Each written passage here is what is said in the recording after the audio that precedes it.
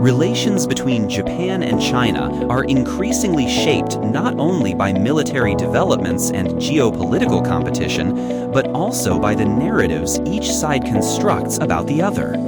China often expresses concern that Japan's evolving security posture and constitutional reforms indicate a shift away from its post-war pacifism, raising fears of renewed militarization. Japan, for its part, views these reforms as necessary responses to a changing regional environment and insists they remain defensive in nature.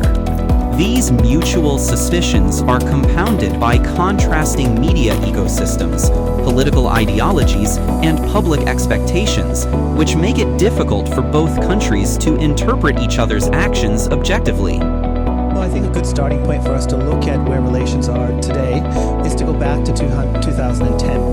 In 2010, we had a Chinese fisherman that rammed some Japanese Coast Guard vessels in the sea of the East China Sea.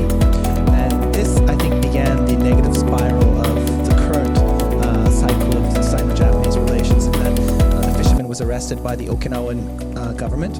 This was an application of local law, which meant it reinforced Japan's claims on the Senkaku Islands. And of course, the Senkaku Islands is an area of dispute that China has with Japan. And this, I think, from the Chinese standpoint, was a shift away from the status quo over the Senkaku Islands.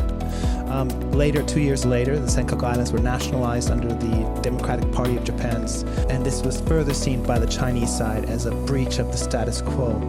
Really until Prime Minister Abe was determined to normalize relations or bring them back to what we call Seikei Bunri, or the separation of economics and politics, which I think has been the traditional model of how Japan and China have dealt with their difficult past to try to create a mutually beneficial relationship based on their comparative advantages in their economy and societies. Disputes such as the 2023 Fukushima treated water release or Tokyo's statements about Taiwan demonstrate how the same event can be framed in sharply different ways in each country. While Japan emphasizes scientific evidence and transparency, China stresses environmental risk and regional stability.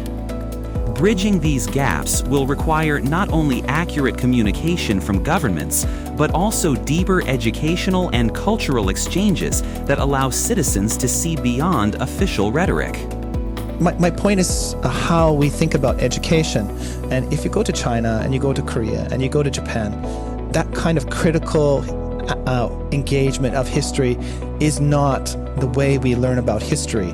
And I think this is actually probably one of the challenges that these states need to engage in, how they understand their own history. And I don't want to be parochial in how I think education should be taught, but I think debating and teaching students how to learn the different sides of history is a really critical first step to finding ways to reconcile between these three states.